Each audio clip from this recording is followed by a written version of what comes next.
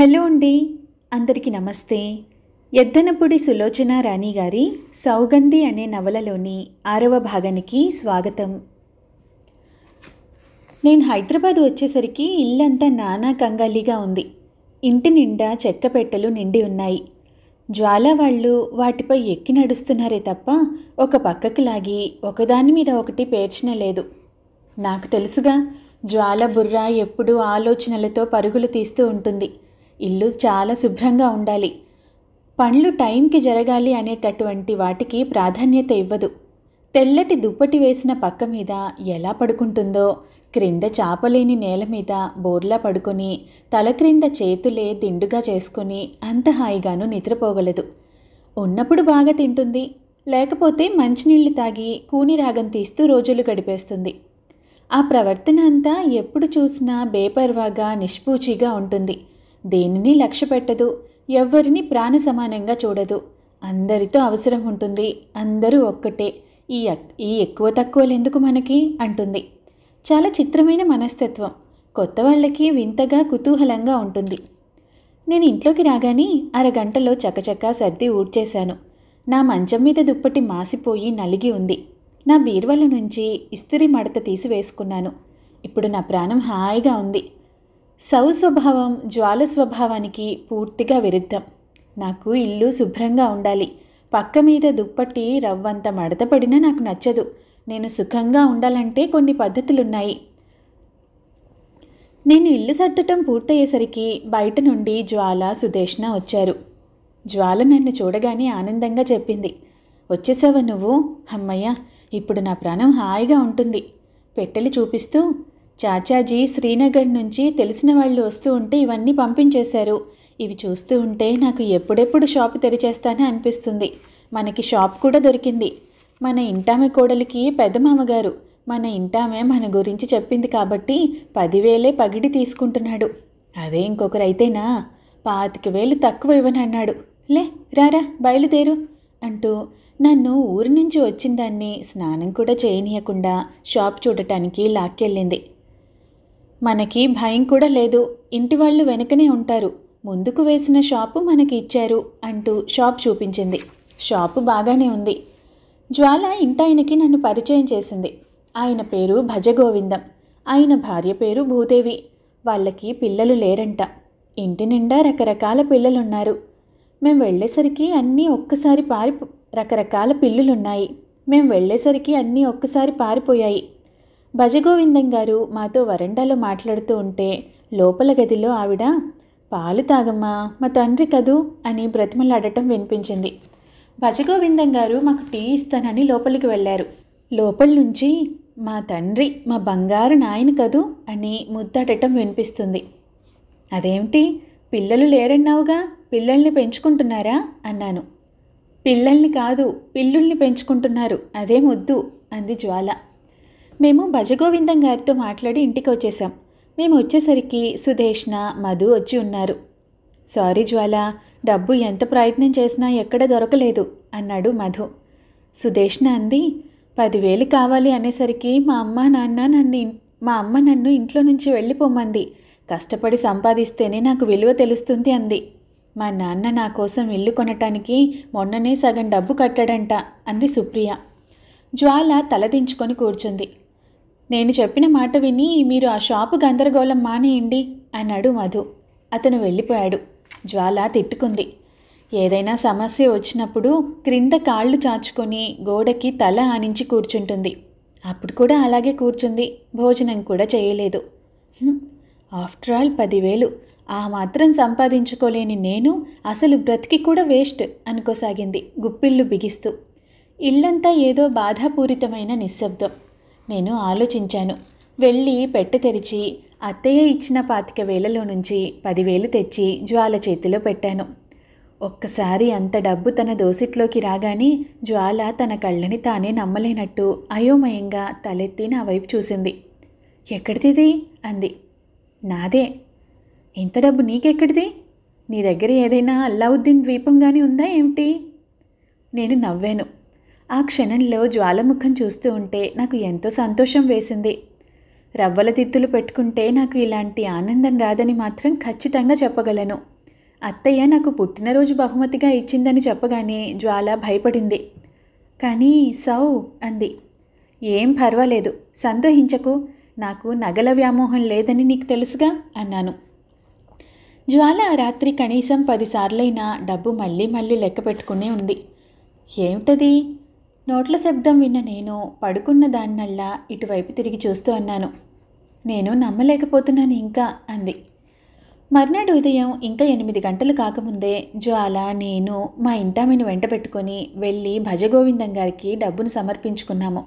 మేము వెళ్ళేసరికి వరండా నిండా ఒక 20 పిల్లులు గిన్నెల్లో మూతులు పెట్టి పాలు తాగుతున్నాయి. భజగోవిందం గారు షాపు తాళం తెచ్చి జ్వాల చేతికి ఇచ్చాడు. ఆ తాళం చెవిని జ్వాల గుప్పెట్లో పట్టుకుంది.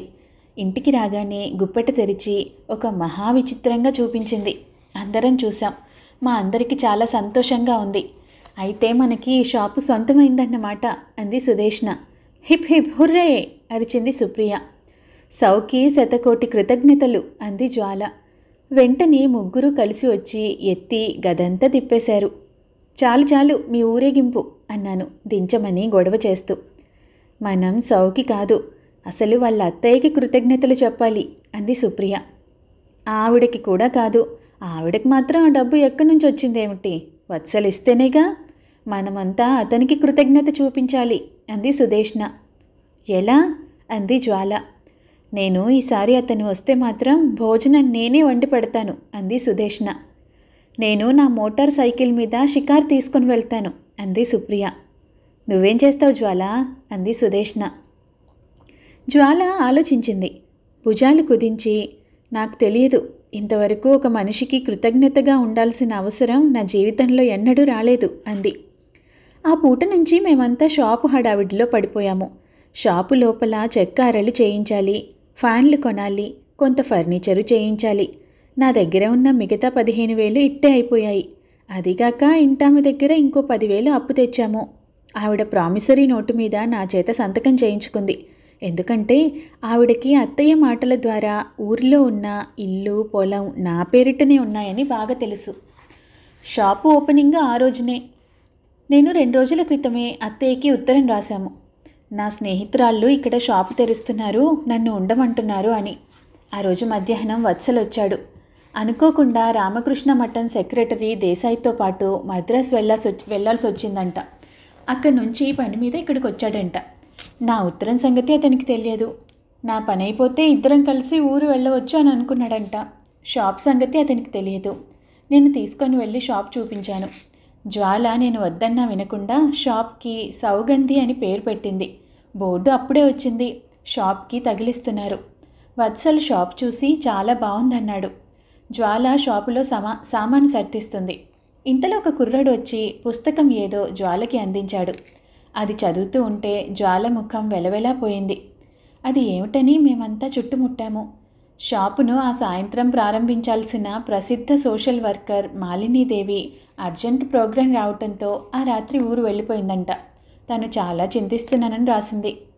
ఇంకెవరున్నారు, ఇప్పుడెవరు వస్తారు అని మేమంతా హడావిడి పడుతూ ఉంటే ఇంతలో జ్వాల అంది. ఎదురుగుండా దేవుడు పంపినట్టు ఉన్న ప్రత్యేక వ్యక్తిని వదిలి ఎవరు అంటారేమిటి వెర్రివాళ్ళెల్లా అంది జ్వాల. ఎవరు అన్నాం అందరం ఆతృతగా. అదిగో వత్సల్ మన షాపుకి ప్రారంభోత్సవం చేస్తారు అంది. నేను వత్సల్ ఒప్పుకోడనన్నాను. జ్వాల సరాసరి అతని దగ్గరికి వెళ్ళింది. 2 చేతులు జోడించింది. వత్సల్ గారు, మాకు తెలిసినంతవరకు మీకంటే ఆత్మీయులు అర్హులైన వారు మాకెవ్వరూ లేరు. మీ సౌగంధికి చదువు చెప్పించి ఇంత వృత్తిలోకి తెచ్చినట్టే మా సౌగంధి కూడా వృత్తిలోకి రావాలని ఆశీర్వదించండి. మీరు షాపుకి ప్రారంభోత్సవం చేయాలి. భగవంతుడి కోరిక కూడా అదే కాబట్టి ఆ మాలినీదేవికి అర్జెంటు పని కల్పించి ఊళ్ళో లేకుండా పంపించేశారు అంది. చివరి మాటకి అందరూ పక్కున నవ్వారు. నాకేం తెలియవు, నాకు అలవాటు లేదు అన్నాడు అతను. అలా అనకండి. మీ మామిడి తోటలో మీరు మొక్కలు నాటలేదు, ఇది కూడా అంతే. మేము మా కాళ్ల మీద నిలబడాలి అనే ఆశాజ్యోతిని వెలిగిస్తున్నారు మీరు, అంతే అంది. నేను అని అతను ఏదో అనబోతూ ఉంటే, మీరు కాదు అంటే మేమంతా ఇక్కడ ప్రాయోపవేశం చేసేస్తాము అంది. అది కాదు. ఇందులో ఏముంది చెప్పండి. షాపును చూపిస్తూ, ఈ సౌగంధి కూడా మీదే అనుకోండి అంది. వత్సల్ నా వైపు చూశాడు. ఒప్పుకో వత్సల్ అన్నాను. వత్సల్ ఒప్పుకుంటున్నారు అంది జ్వాల. అతను ఆ మాటకి అభ్యంతరం చెప్పలేదు. మర్చిపోయాను, నేను మీకు మంచి భోజనం బాకీ అంది సుధేష్ణ. అదేమిటి? నేను మోచేతి మీద గిల్లాను. వాళ్ళకి ఇందాకే వత్సల్ దగ్గర షాప్కి డబ్బు ఎలా వచ్చిందో ఆ మాటే ఎత్తవద్దని వాగ్దానం తీసుకున్నాను. ఏం లేదు అంది సుధేష్ణ. సాయంత్రం 6 గంటలకి షాపు ఓపెన్ అయింది. మాకు తెలిసిన కొద్దిమందిని పిలిచాము. మధు కూడా వచ్చాడు. కెమెరా తెచ్చాడు. వత్సల్కి నేను దండ వేస్తూ ఉంటే ఫోటోతో పాటు జ్వాల పుష్పగుచ్చం తెచ్చింది. వత్సల్ కత్తిరిస్తూ ఉంటే అతనికి ఓవైపు నేను, మరోవైపు జ్వాల నిలబడి ఉన్నాము. మధు క్షణక్షణం ఫోటో క్లిక్ ఉన్నాడు. వత్సల్ లోపలికి వచ్చి షాపులో అరేంజ్ చేసినవన్నీ చూశాడు. లాంఛనప్రాయంగా మీరు ఏదైనా కొనాలి అంది సుప్రియ. ఈ షాప్ మొత్తం ఖరీదు చెప్తే సరి, ఆయన షాప్ని ఏకంగా కొనేస్తారు అన్నాడు మధు నవ్వుతూ. అమ్మో, ఆ విధంగా షాపు కొట్టేయాలని మధు ప్రయత్నం అంది సుప్రియ. వత్సల్ బంగారు రంగులో ఉన్న ఒక షాలు, ఒక స్వెట్టరు కొన్నాడు. ఆహా, ఏం సెంటిమెంటో వాళ్ళమ్మకి కాబోలు అన్నారెవరో. అతిథులంతా వచ్చి వెళ్ళిపోయారు. అందరూ షాపు చాలా బాగుందని మెచ్చుకున్నారు. వచ్చిన వారిలో కొంతమంది గాజులు, పౌడర్లు కూడా ఒక ప్రక్కన పెట్టమని, మరొకరు పుస్తకాలు కూడా పెట్టమని సలహా ఇచ్చారు. వత్సల్ వెళ్తున్నానని అంటూ ఉంటే జ్వాల హఠాత్తుగా అతన్ని చేయి పట్టుకుని ఊపింది. మీ మేలు ఈ జన్మలో మరవలేను అంది. ఆ రాత్రి నేను వత్సల్ బయట హోటల్కి భోజనానికి వెళ్ళాము. నాకెంతో ఇష్టమైన హోటల్ అది, డ్రీమ్ హౌస్. వత్సల్ని ఇదివరకు 2-3 సార్లు తీసుకొని వెళ్ళాను. చెప్పు, మద్రాస్ ఎందుకు వెళ్ళావు అని అడిగాను. మామిడి పళ్ళు ఎగుమతి వివరాలు కనుక్కుందామని. మనం డైరెక్ట్గా బొంబాయి, ఢిల్లీ పంపిస్తే చాలా లాభం. దేశాయ్ గారికి తెలిసిన ఒక పంజాబీ ఫ్రెండు మద్రాసులో ఉన్నాడంట. మరి వత్సల్, ఎంతైనా దేశాయ్ గారి పరిచయం అయిన తర్వాత నీలో కాస్త మార్పు వచ్చింది అన్నాను. అతనికి డబ్బు షాప్కి ఖర్చు పెట్టేశాను అని ఎలా చెప్పాలా అని సతమతమవుతున్నాను. నేను భయపడుతున్న సంగతి రానే వచ్చింది. వత్సలే అడిగాడు, నీ డైమండ్ కమ్మలు రెడీ అయిపోయాయా అని. నేను తలదించుకున్నాను. దాహం లేకపోయినా గ్లాసులోని నీళ్ళన్నీ తాగేశాను. అవసరం లేకపోయినా ఉప్పు అందుకొని వేసుకున్నాను. నేను తింటున్నది అన్నమో కూరో తెలియనట్లు ప్లేట్లో వేళ్లతో కదుపుతున్నాను. అతనికి జరిగింది చెప్పటమా మానటమా అనే మీమాంసలో ఉన్నాను నేను. చివరికి తెగించి ధైర్యం తెచ్చుకొని చెప్పేశాను. వత్సల్ షాక్ తిన్నట్టు ఆగిపోయాడు. ఈసారి తాగటం అతని వంతు అయింది. నేను జ్వాలపడిన ఆవేదన అంతా చెప్పేశాను. అతను వెనక్కి ఆనుకొని ఉన్నాడు. కొద్దిసేపు అయిన తర్వాత అన్నాడతను, సౌ, అన్నానని కోపం తెచ్చుకోవద్దు. నీ మీద జ్వాల ప్రభావం చాలా ఉంది. నీ స్నేహం, మంచితనం ఆ అమ్మాయి బాగా ఉపయోగించుకుంటుందని నాకు అనిపిస్తుంది. అలా అనకు వత్సల్, జ్వాలని ఏమీ అనకు. పాపం, తను ఎన్ని బాధలు పడిందని. బాధలు ఎవరికుండవు? అందరికీ ఉంటాయి. మన బాధలు తీసుకుని వెళ్ళి ఇంకొకరి మెడకు చుట్టకూడదు కదా. కాస్త ఆగి అన్నాడు, ఈ షాపు పెట్టడం అనేది నీ స్వయం నిర్ణయం అయి ఉంటే నేనేమీ అనేవాడిని కాదు. కొంతమంది తెలివిగల వాళ్ళు వారి కలలని ఇంకొకరి ద్వారా అమలుపరుస్తారు. అయినా నీ డబ్బు నీ ఇష్టం అనుకో. అలా అనుకు. నువ్వు అట్లా అంటే నాకు చాలా బాధగా ఉంటుంది. ఈ షాపు నా కోసమే అనుకో నువ్వు. ఓకే, నువ్వు ఎలా అనుకోమంటే అలా అనుకుంటాను. అతను మళ్ళా భోజనం చేసాగాడు. అతని భోజనం త్వరగా అయిపోయింది. గడియారం చూసుకుంటూ, ఆఖరి బస్కు టైం ఉంది, నేను వెళ్ళిపోతాను అన్నాడు. వత్సల్, నా మీద కోపం వచ్చిందా? లేదు. నేను నిన్ను అడగకుండా అంత డబ్బు ఖర్చు పెట్టేశానని కోపం వచ్చింది కదూ? నాకేం లేదని చెప్పానుగా. అంతా నీ డబ్బు నీ ఇష్టం. ప్లీజ్ అలా అనకు వత్సల్, ఆవేశంగా అన్నాను. నా డబ్బు ఎలా అవుతుంది? అంతా నువ్వు ఇచ్చిందే, నీ కష్టార్జితం. చాలు ఆపు.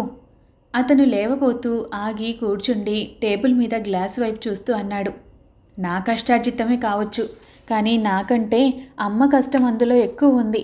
నేను తనని చీరలు కొనుక్కోమని ఇస్తే పీనాసి దానిలా చవక రకంవి కొనుక్కొని అందులో నుంచి డబ్బు పక్కన పెట్టేది.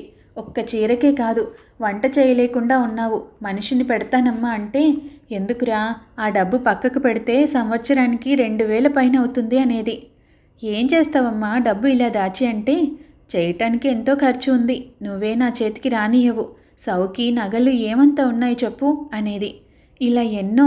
అయినా అవన్నీ నీకు చెప్పినా అర్థం కాదులే. అతను బిల్లు చెల్లించి లేచి వెళ్ళిపోయాడు. నేను వెంటనే లేవలేదు. అలాగే కూర్చుండిపోయాను. అతను వెనక్కి తిరిగొచ్చాడు. ఒక్క క్షణం టేబుల్ దగ్గర ఆగాడు.